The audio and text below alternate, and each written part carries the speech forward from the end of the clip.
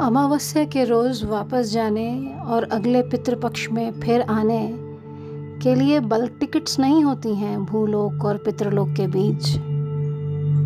ठीक वैसे ही जैसे प्रातः आरती और संध्या वंदन के लिए टाइम स्लॉट्स प्रिस्क्राइब नहीं किए जाते। बस एक छोटी सी अवधि रख लेता है मनुष्य अपने मस्तिष्क में उन तमाम कामों के लिए जिनके भूल जाने की संभावना बनी रहती है। भूख याद नहीं रखनी पड़ती, सांस लेने के लिए समय निकालना नहीं पड़ता। रोज़ के झंझटों से कभी कभी भाग जाने को मन करता ज़रूर है, लेकिन बच्चे की स्कूल फीस या फैमिली ट्रैवल दिमाग से कोई फिसलने नहीं देता। भगवान या पितृ को याद करने के लिए रिमाइंडर लगाने पड़ते हैं। शायद बिल्कुल आजू बाजू के फ्रीक्वेंसी स्पेक्ट्रम में है भूलोक और पितृलोक। वो देख सकते हैं हमको, लेकिन हम देख नहीं पाते। जिस प्रकृति ने ये आंखें दी हैं सब देख सकने को, उसने पितरों को देख सकने भर की क्षमता नहीं दी। हाँ, ये संवेदनशीलता अवश्य दी कि हम महसूस कर सकें पितृ की मनस्थिति। टिफिन लेकर स्कूल बस के पीछे भागती माँ, अपना आंगन बगिया छोड़कर बच्चों के फ्लैट में रम जाती माँ, सोसाइटी के चौकीदार, घर की बाई, लोकल सब्जी वालों से नए संबंध बनाती माँ,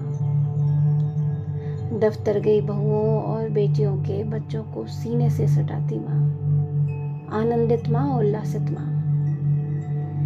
धीरे धीरे उसके शहर के लोग उसे भूलने लगते हैं। शादी ब्याह के सीजन में एक न्योते के इंतजार में रह जाती माँ। कभी कभी उल्लास की अनुपस्थिति अनुभव करती है, लेकिन फिर भी आनंदित रहती माँ। फिर धीरे धीरे शिथिल पड़ती माँ। पाँव आगे रखने से पहले जमीन देखती, दीवार टटोलती माँ। चोट खाने से और सबकी दिनचर्या में खलल पैदा कर देने के भय से घबराती माँ। सीमित सी रहती माँ। दादी, तुम्हारी पसंद का सीरियल लगा दिया है। माँ, आज नीचे चौकीदार पूछ रहा था तुम्हें। इतना सुनते ही खिल उठती माँ, आनंदित होती माँ। थोड़ा शरीर चलाइए, अपना आपको वॉक ना करने का बहाना चाहिए। और रही सही शक्ति भी खो बैठती माँ, आनंद विहीन होती माँ। ऐसे ही किसी ओल्ड एज होम में एक पिता रात के सन्नाटे में याद करता है वो बिस्तर जिसमें घुस जाते थे उसके दोनों बेटे, और सारा जग संभालती वो अर्धांगिनी जिसके जाते ही घर घर न रहा। पितृलोक में बसी वो पत्नी दूर है या विदेश में बसे बेटे दूर हैं, पता नहीं। समय के साथ एक कमरा, एक घर, एक रिश्ता कैसे बेमानी सा हो जाता है। तब एक दफ्तर था, बच्चों की महंगी पढ़ाइयाँ थीं, छोटी बहन की शादी थी, बीमार और अशक्त माँ बाप थे, बस फुर्सत न थी। आज फुर्सत ही फुर्सत है और कोई मकसद नहीं। आनंद मलिन पड़ जाता है। अगली सुबह उसी शहर के एक कॉलेज में पढ़ रहा पोता मिलने आता है।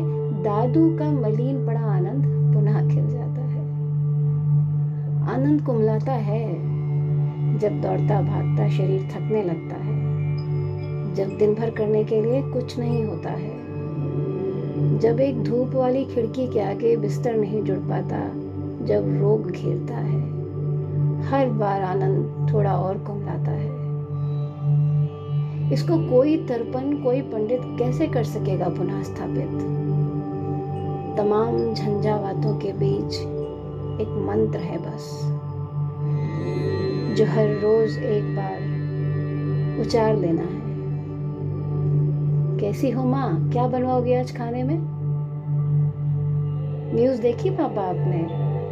क्या लगता है आपको रुक सकेगा ये युद्ध? ये मंत्र उनको जीवित होने का एहसास करा जाते हैं, आनंद के बीज उनकी आत्मा में बो जाते हैं। खैर, अब तो खुद की ओर नजर जाती है। कुछ और बरसों के झंझट, कुछ और बरसों की दौड़।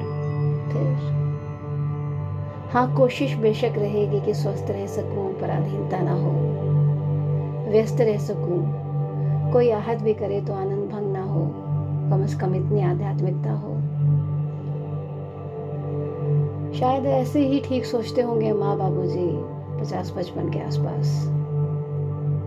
और शायद ऐसे ही सोचा होगा दादी दादा ने भी उम्र के इस दौर में।